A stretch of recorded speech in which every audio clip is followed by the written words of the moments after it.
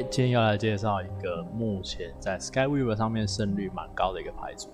那这是由一个玩家叫做 Silver Arrow 17的一位美国国籍的一位玩家所建造的一个 deck。看一下，它目前呢在 Discovery 是146 Master 146，然后扛出来的也是 Master 110。那他的胜率都蛮高的，有71%、72%，所以我觉得算是一个蛮厉害的玩家。那我因为一开始玩的角色是 A 打，所以玩的英雄是 A 打，所以我隶属100张牌都有了。那刚好他配的这个就是隶属的100张牌所组成的全力的一个牌组，所以就刚好组起来了。那组起来之后，我靠了这组牌爬上了 Prophet 预言家已经算是前500名了。那最高有拿到7连胜所以也算是打了50场左右，所以来分享一下。那这套牌组讲一下目前有哪一些东西1费的有娃娃鱼、抓人、蚊子、击落；2费的有硫磺、耳朵虫、磨刀石、穿装备、霍顿；3费的有火刀、狮子吼、死强虫、锁链幽魂，还有这个劈柴。4费的有甲虫、臭气，然后5费的有大闪光跟科学怪人，6费的有野兽，然后8费的一只僵尸王。来看一下这个牌的组成，总共有11个单位9个法术，全部都是立牌。然后你会看到大部分有14张集中在1、2、3费，然后有少数集中在中后面这样。然后总共有10个暗属性，然后有8个血攻，8个守护。对，所以这个主要是偏暗属性的生物的一个牌组。那它的特色呢，就是它只有2个高费用，它只有6费跟8费各一张。6费跟8费各一张，所以就算你运气烂到爆炸开场抽7张，抽最后面这7张烂到爆炸，你还是有一个3费可以抓不太至于出不到。那我玩了50多场到现在也没有发生过这么衰的这个情况所以基本上一开始抓牌不会有问题。那第二个基本上就是主要任务就是用法术来解怪，那出来的单位你丢出来的所有生物全部打头速战速决，这个很快攻的牌组。然后第3个就是前期铺场跟第一个 combo 是一个很大的重点。你前面3、4费如果没有被解光光，那中间很简单就会有就是优势，就会有场优。那中期呢，你可以用火刀、狮子吼或者是大闪光，可以来偷给 buff比如说你一个娃娃鱼对面没解干净，用这个东西，娃娃鱼也变成给伤害的一个东西了。对，那这个火刀、狮子吼、大闪光可以拿来 buff。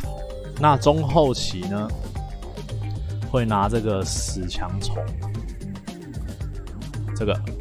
Grimlord 死强虫，它会给你一个死强，然后招出很多僵尸僵尸就是会炸对方的头1滴嘛。还有这个僵尸王会用这2只来做收尾就是当对面已经中后期在铺场有很多大屁股在守护的时候，会用这个东西来解掉对面。中后期的时候会用这2个来收场这是这套牌的优点。那如果呢前期缺点就是，如果你前期不慎被解光光了，甚至这20张牌抽完了，你没牌了开始抽血就准备下一场。对，就是你前期快攻铺场没有成功，没有在7到10费左右把对面干掉，或者是有明显的全场优势的话那这套牌就任务就有点失败。对，所以这是一套偏前期的牌组。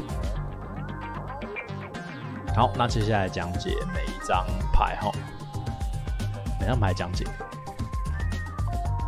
第一个这个娃娃鱼它的效果是插旗。那进来的时候呢，你指一个最多血的单位比如说你指在这个上面，那你的娃娃鱼血就会变成3因为它是2，所以2加1是3。你只在这个东西上面，你的娃娃鱼血就变6因为它血是5加1是6，这是娃娃鱼。那娃娃鱼通常有什么用呢？就是先手的时候呢，通常不会出这一张，因为没什么威胁性。就是你先手宁愿出抓人后手对面没解干净，拿了火刀，大闪光有机会偷砍爆对面。就是这张在后手的时候有机会可以把它抓起来，就是因为这张出到场上的话，它也是虽然也是一个生物，虽然它攻击力是0不过你的人头就会攻击力就变成2，有时候你的头拿来解对方的场也是要靠这一张，还有第二个有一张一费的解牌叫极落，它也要有一个生物才可以打3D， 娃娃鱼也是一个选择。那第三个就是对面没解干净，大家都觉得这个东西不会怎么样，你偷偷拿了火刀大闪光，还是可以偷偷的打到对面。这是第一张娃娃鱼。第二个抓人，那它的用途是抽一张一费的牌，而且是单位一费的单位，给它+1+1。那以这个牌组来说，不是蚊子就是娃娃鱼，没别的了。那基本上一费没东西出的时候，可以把它当成一个 combo。前期开场你可以把这张想进去，把它当成 combo 算进去。开场有出现的话，如果你没有其他一费或者是 combo 的话，我们建议可以抓这一张，因为它可以抓出3-3的蚊子或者是有攻击力的娃娃鱼。那第三个蚊子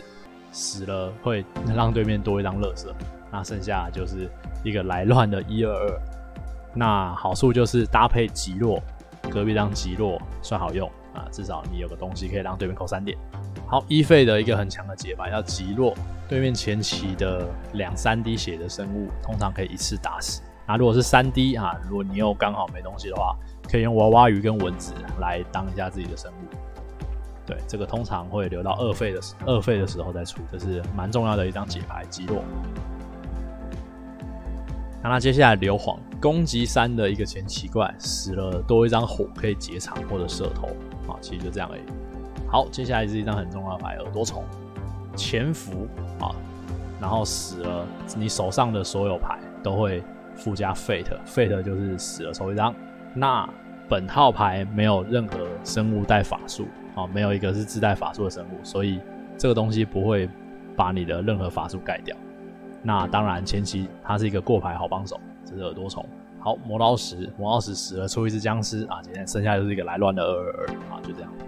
好，穿装备抽一张没有自带法术的单位没有自带法术，所以就是单位，然后给它加个梗力的。那前期除了一费抓人以外，2费的穿装备我觉得也是很重要的东西，因为它丢出来的生物只要你成功丢到场上，对面的法术解不掉，因为它是力的所以我觉得这张牌也是很重要的招牌。然后当然也不会被盖，抽这张牌出来的生物那张就会变成一张低费的中屁股所以这张牌算是蛮重要的。那接下来是一个我也觉得很重要的解牌，叫做破盾。只要对面一出守护或者盾马上快乐砸下去，对面一定很痛苦。先后手开场都建议抓这张，非常好用。好，下一张火刀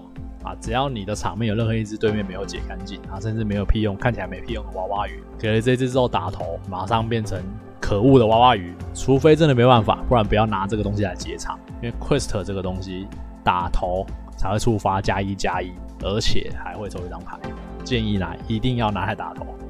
先手的话，如果你已经算好有 combo 的话，你接下来要抓一张 buff， 那绝对是火刀。先手推荐抓这只。好，狮子吼，那以这套牌来说，请记得一定要附加在暗属性的单位上，因为暗属性的牌占大多数，其他跟火刀一样。Green Lord 我加死强虫，死了之后会交出一个死强到你的英雄上面，所以我就把它叫死强虫。那死之后给的死强，这是一个收尾非常重要的牌因为它可以召唤出你的墓地里面的单位，有几只就招几只炸对面的僵尸就是算是一个收尾非常重要的技能。那当然在放死强之前要先看一下你的墓地有几个单位，那你的满场是7只所以你放这招之前先注意一下。那他的体质15也算是一个可以挡蛮久的一个坦啊，死强虫算是非常重要，这套牌组里面非常重要的一个角色。那接下来是 Hogest， 我都把它叫锁链幽魂。那它的效果是它有守护，它是一个坦，抢3的时候可以考虑这一只。那它的特色是，如果它没有跟任何东西有接触，就是没有人打它，而且也没有任何效果在它身上的话，它就会自己绑自己，也就是说它的守护跟威慑都会不见，它会变成一个4/4的普通单位。那开场可以考虑抓它的原因，就是因为它体质还蛮厉害的，4/4嘛。那成功铺场率很高，因为它一开始有守护，通常解不掉，你的1费2费生物可以很开心的跑出来。可是呢，4/4还是有不少牌可以一次把它打死啊，比如说如果对面有破盾，或者是有什么奇怪的法术之类的，还是有可能被一次打死。好，也就是说，如果抓这只的话，记得你要留2费的生物，你的开场要抓2费的生物，或者是那个 call to action 抓人来做一些后续的一些补偿。好，下一张劈柴打4D 很痛，那更重要的重点是它有 silence。如果你看到对面的守护或者是某一个牌组，他死了之后会触发一个让你很讨厌的东西，记得用这个东西把它砸死，用这个东西把它砸死就不会触发 death 啊，所以这个东西算是也是一个很重要的解牌，而且它打4D。那下一张甲虫，它一个4/3/3，它是一个交换能力很强的一个坦，而且它有 fate 可以帮过牌。你看它有守护，而且又有盾，所以它其实是一个没有攻击力2打不动的一个坦，而且还可以偷血，所以它4个状态都有，算是一个很讨厌的一个坦。中期还算可以用。好，接下来是臭气啊，臭气它的效果是只要你没有血攻这个能力，全部扣2D，而且它自己就带血攻，也就是说对面的攻击力也会被你血成白痴。基本上我们的牌组非常多血攻啊，基本上毒不太到自己，只会毒到对面。那就算不小心毒到了少数没有血攻的单位啊，那也没差，你毒了娃娃鱼应该也没什么差别吧。这一套牌的唯一的群解啊，臭气。这张大闪光，它的效果是给这个单位+4+4，给它误盾跟守护这个效果。也就是说它跑到最右边去变成守护，而且它+4+4。然后接下来呢，它会让对面全瞎。全部出 blind 就只能打最右边，然后通常就是他啦，就是守护。对，所以等于是被+4+4这个东西就瞬间变成守护，你可能娃娃鱼变成很大只的娃娃鱼，然后还帮队伍当坦，很强的一个 buff。接下来科学怪人出之前先看一下他的那个，就是回合结束的时候移除一张你跟我墓地里面的牌，然后加2血。也就是说，移除你的一张单位跟我的一张单位，然后加2滴血。那出之前当然要看一下，就是我们的墓地跟对面的墓地是不是都有死单位至少死一只再用这一只。然后如果成功的话，它马上回合一按结束，它就变成5/6，因为它就加2滴血嘛。好处就是你会加2滴血。第二个，除此之外，一边不给对面复活或者利用，有很多东西都是需要利用墓地里面的卡嘛，对不对？包含你自己的死墙，一边不给对面复活也不给对面利用，然后一边每回合加2滴血，中后期一个蛮讨厌的坦科学怪人。好，这个野兽基本上就是拿来过牌，然后它是一个插旗的坦，那你的英雄也会加1，你的头也来帮忙撞一下。通常出到这个时候，如果你是优势的话，你出到这一只，通常对面都已经快死光了。那如果劣势的话，它可以出来坦一阵子，因为它有6滴血。好的，野兽。好，最后一个僵尸王，它是一个88的大生物，会撞死人的大屁股。那除了死强虫以外，它有一个很重要的收尾技能，它死了之后，你的手会满手，你的手有几张就补到9张的僵尸。那一个很重要的收尾技能就是僵尸拿来炸对面。所以记得他死之前手上越少牌越好。这是每张牌的详解。那接下来是开场抓牌的建议。先手的话呢，先决定你的抢3费怎么出。通常我都会选择第一种就是锁链幽魂，它有时候还是被解掉了。第二个就是1费的蚊子，然后跟配一个2费的随意生物，2费的随意生物。那第二个另外2、3张，第一个我会抓劫场、击落、破盾、劈柴这3个，击落、破盾、劈柴啊，劫场我会抓这3。如果没有的话，就抓个守护的生物吧。那如果以上都没有，那可以想一下，抓个娃娃鱼，或者是穿装备，或者是 call to action 啊，找牌。那第二个我会抓 buff 的牌，火刀、狮子吼、大闪光这3个东西啊，就是如果你先手有成功扑起来的话，用这3个东西加在任何一个生物上面，都会让对面开始失血。好的，那以上如果都抓完了，如果还有第3张的空间的话，我会看看手顺是否1、2、3费都有帮东西出。你就想一下，你1费怎么出，2费怎么出，3费怎么出，是不是每一费尽量都可以把 mana 用干净？随便抓一个低费的东西，基本上都还蛮好用的。好，那如果是后手的话呢，我抓牌就会偏劫场。那后手我又分2个，第一个很有可能对面1费没有东西出，第一个对面没出东西。第二个对面有出东西，我还会分一下，就是这2个情况，2个想法来抓。一开始我一定会抓1到2张的低费劫场，也就是要么是怪物啊，要么是守护啊，要么是娃娃鱼，要么就是真正的击落或者是破盾。那接下来1费想完了，那第二个要考虑的就是1到2费的生物。好一点的情况，你1、2费用劫场或者是娃娃鱼把对面的生物解掉，然后跳费出一个娃娃鱼的什么的也好，至少头撞对面2点。娃娃鱼的用处其实是后手比较好用。那娃娃鱼如果活下来，他等一下还有机会拿火刀。那如果是比较惨的情况，或者是以上都没有，那你可以试着拿3、4费的守护或者4费的臭气挡一下，通常没有那么衰啦。好的，以上介绍一下这个牌组。那虽然介绍这个牌组不代表看了马上就可以组，因为这个游戏就是需要到升级才能拿牌。那不过还是介绍一下目前天梯最多人玩的这套 deck 给大家，那希望对大家有帮助。我是大麦克，我们下次见。